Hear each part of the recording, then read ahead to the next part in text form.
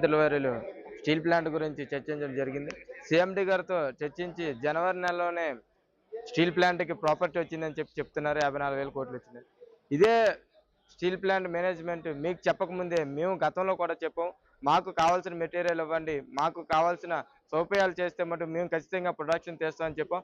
ఆనాడు చెప్పాం ప్రొడక్షన్ తెస్తామని. ఈనాడు కూడా అదే చేస్తాం. ప్రొడక్షన్ చేసి స్టీల్ ప్లాంట్ లాభాల బాటకు తీసుకెళ్ళాం. కానీ మీరు చేస్తున్న మొండి వైఖరేంటి? ఇక్కడున్న నిర్వాసితులు ఉపాధి లేకుండా చేశారు. ఎంప్లాయీస్‌కి సాలరీ లేకుండా చేశారు. అదేవిధంగా ఇక్కడున్న కార్మికులుగా ఎన్నో వేల కుటుంబాలకు బతుకుతుంటే వాళ్ళకి కూడా ఉపాధి లేని పరిస్థితి తీసుకొచ్చారు. ఈరోజు మీరు సీఎండీ గారితో సమీక్ష అయినప్పుడు స్థానిక ఎంపీ గారిని గాని, స్థానిక ఎమ్మెల్యే గారిని గాని కూర్చోబెట్టి మీరెందుకు చర్చించలేదు? స్టీల్ ప్లాంట్‌లో జరుగుతున్న వాస్తవాలు మీరెందుకు తెలుసుకోవడం లేదు? స్టీల్ ప్లాంట్‌లో లాభాల బాటొచ్చింది. స్టీల్ ప్లాంట్ ముందుకు తీసుకెళ్తున్నాం అని మీరు మాయమాటలు చెప్తున్నారు తప్ప, స్టీల్ ప్లాంట్‌లో నిజంగా చిత్తశుద్ధిగా మీరుంటే స్టీల్ ప్లాంట్ వర్కర్‌లకు ఎవరికి కూడా న్యాయం జరిగేలాగా మీరు ప్రయత్నం ఎందుకు చేయడం లేదు? మీరు గతంలో మాటిచ్చారు కదా!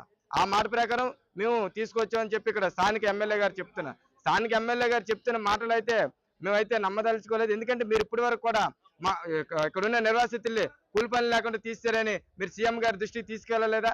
సీఎం గారి దృష్టికి తీసుకెళ్తే సీఎం గారు ఇప్పటి వరకు 8 నెలలైంది. 8 నెలల వరకు కూడా మీరు ఎందుకు స్పందించడం లేదు? ఇక్కడున్న నిర్వాసితులకు ఎందుకు ఉపాధి కల్పించకుండా మీరు చేసుకొచ్చారు? ఈ రోజు ప్రొడక్షన్ వచ్చింది.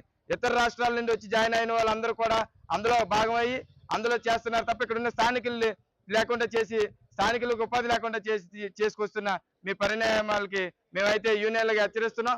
మేము ఆనాడు చెప్పాం ప్రొడక్షన్ రావడానికి కారణం మీరు ఇస్తున్న మెటీరియల్ మేము తీసుకొస్తామని చెప్పాం. ఈ రోజు కూడా అది మీరు ఇచ్చిన మెటీరియల్కి మేమైతే ప్రొడక్షన్ తీసుకొచ్చాం. మాకు తగిన న్యాయం మీరు ఖచ్చితంగా చేయాలని చెప్పేసి ఈ మీడియా ద్వారా మీకు తెలియజేస్తాం.